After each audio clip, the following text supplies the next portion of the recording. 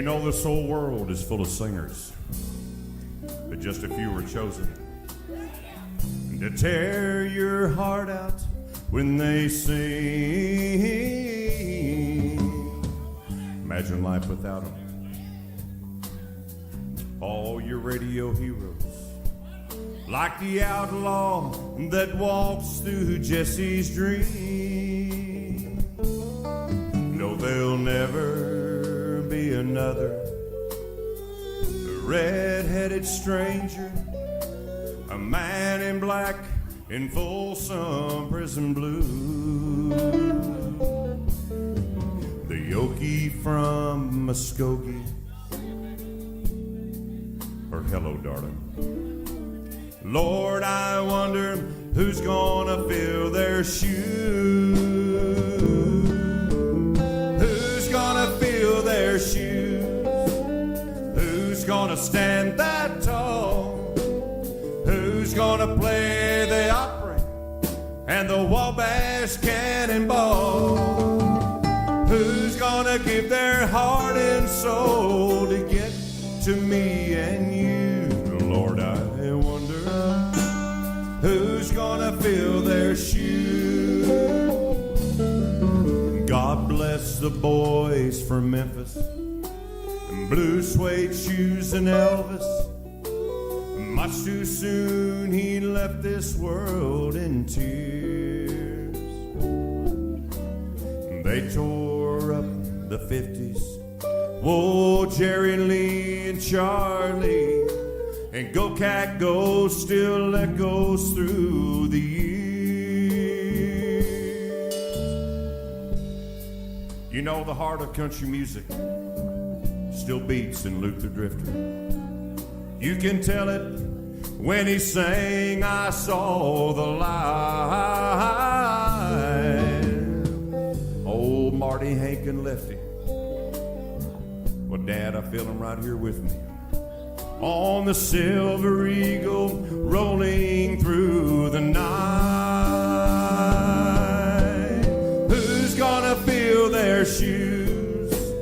Who's gonna stand that tall? Who's gonna play the Opry and the Wabash Cannonball? Who's gonna give their heart and soul to get to me and you? Lord, I wonder who's gonna fill their shoes. Yes, I wonder who's gonna fill their shoes.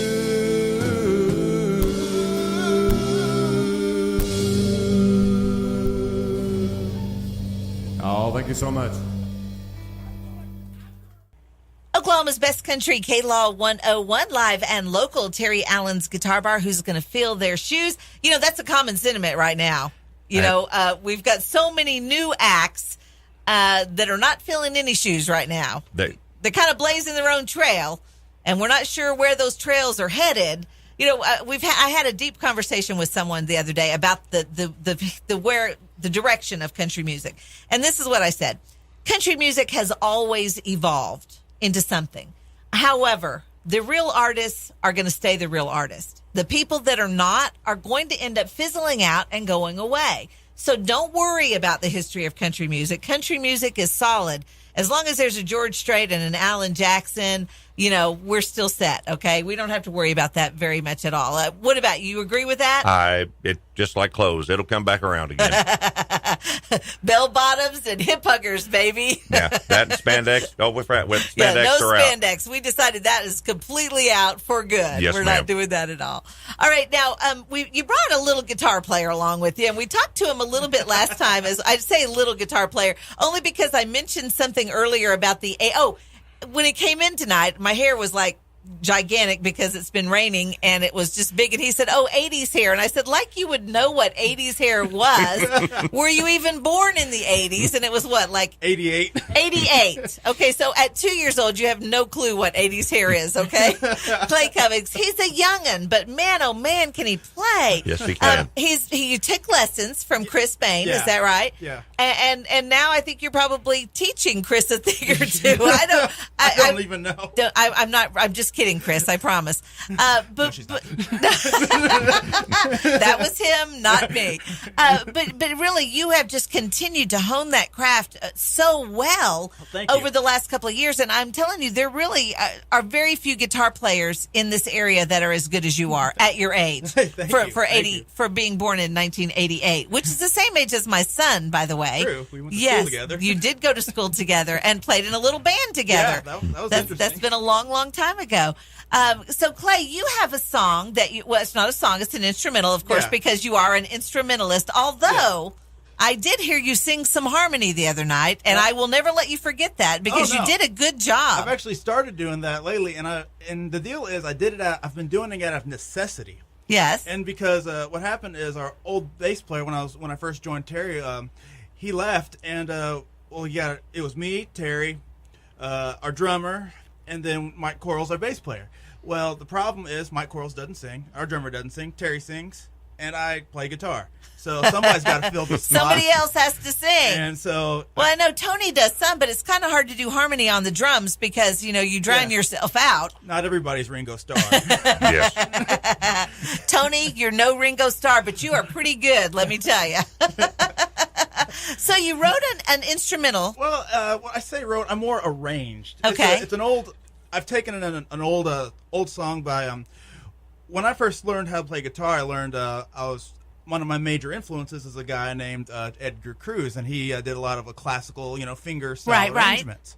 Well, I learned that, and I told my dad about it and everything. I started doing that when I first started learning. Well, once I started about 3-4 years of playing, my dad came up to me and he said, "Look, Edgar Cruz is good, and you're learning the Beatles and stuff like that. That's cool." He said, "But if you really want to learn real guitar," he said, "you need to learn some Chet Atkins." Oh. He said, "You need to learn Chet." He said, "There's no better country guitar players. He said, No There's doubt. no better guitar player, period, than Chet Atkins." And me, 14-year-old kid sitting there going, "Yeah, Who? right. Like, who's this Chet Atkins guy? He don't know what he's talking about."